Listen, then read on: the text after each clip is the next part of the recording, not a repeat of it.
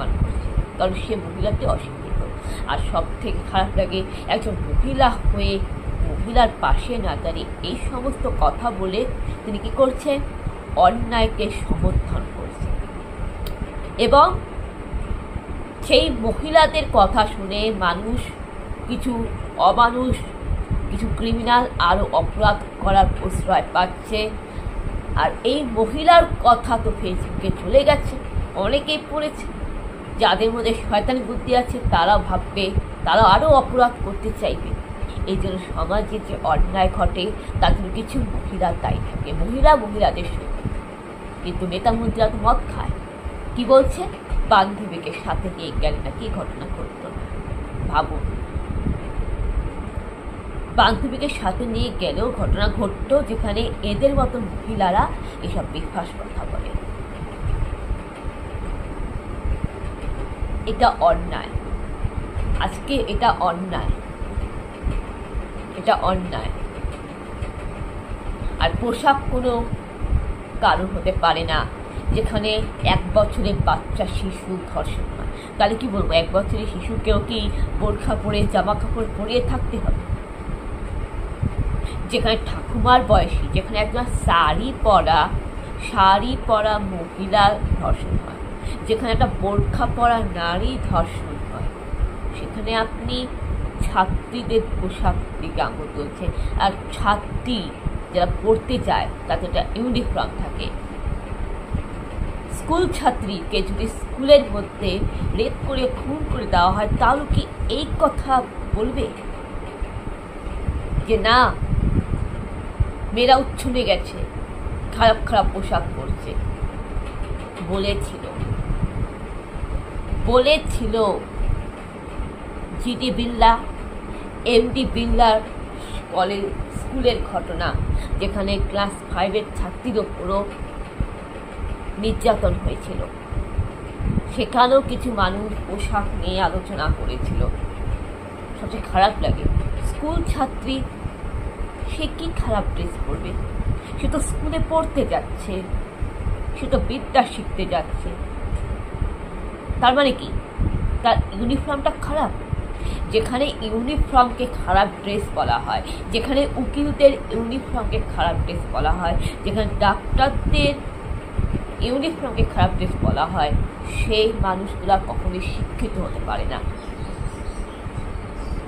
আমি বলতে চাই যে এখানে মেয়েদের পোশাক নিয়ে আলোচনা করবেন না, কেননা একটা নারীকে রেপ করা, ধর্ষণ করে তার ক্ষতি করা, এটা সব থেকে বড় অপরাধ। যেটা অন্যায় সেটা অন্যায়, অন্যায়কে অন্যায় বলে মানুন, সত্যিকে সত্যি বলে মানুন, ঠিককে ঠিক বলতে শিখুন, ভুলকে ভুল বলতে শিখুন, যেটা মিথ্যা সেটা মিথ্যা, সত্যিকে সত্যি বলতে শিখুন, যেটা সঠিক সেটা সঠিক।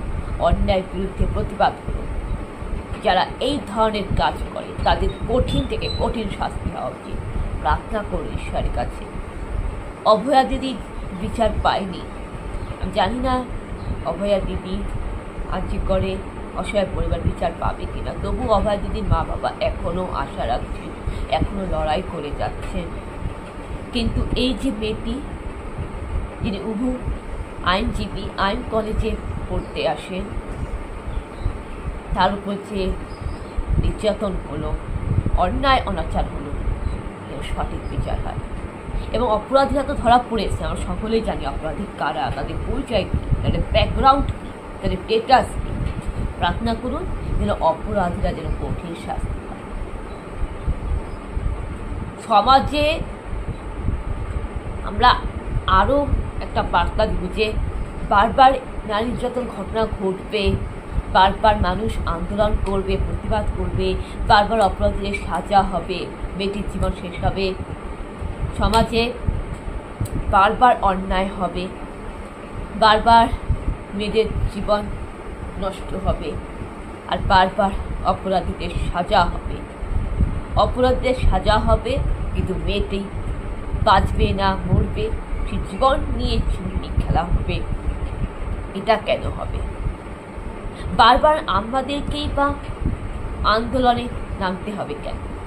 বারবার প্রতিবাদ আন্দোলনে নামতে হবে কেন? বারবার কেনই বা মেয়েদের ওপর অত্যাচার হবে?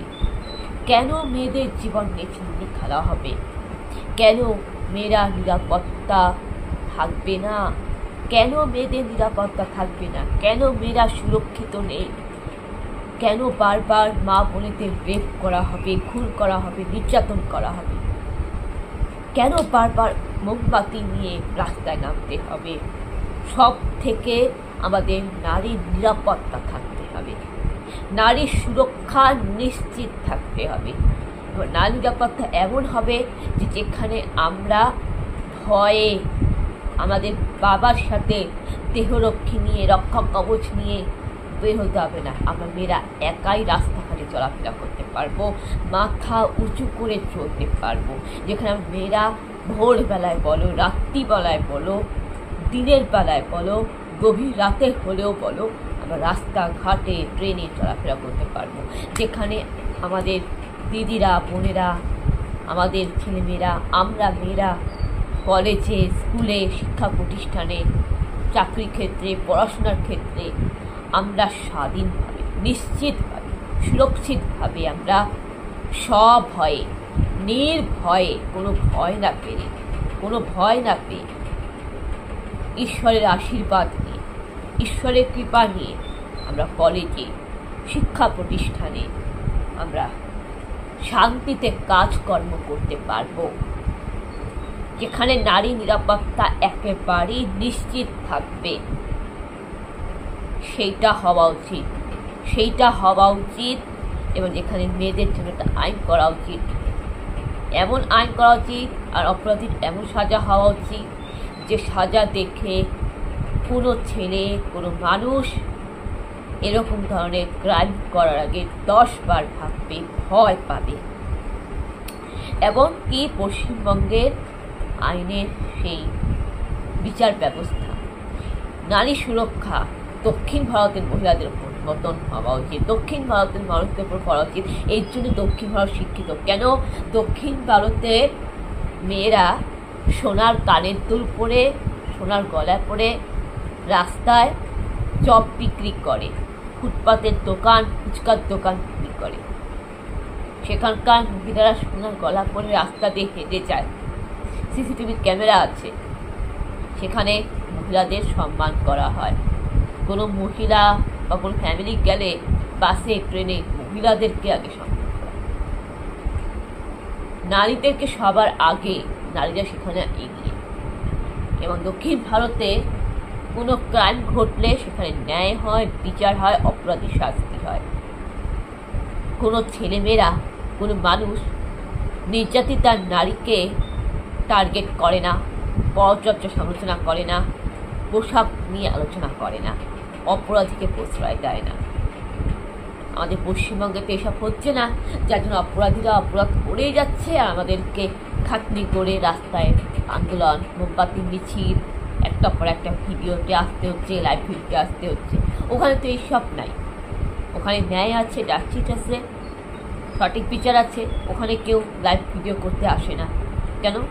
ওখানে নারীদের নিরাপত্তা নিশ্চিত আছে।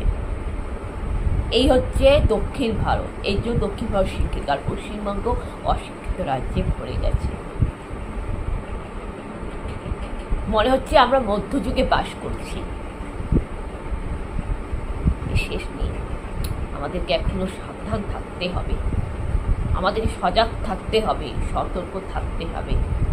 বন্ধুরা, খুবই খারাপ, দুঃখজনক ঘটনা নিয়ে আমি আপনাদের সামনে আসলাম।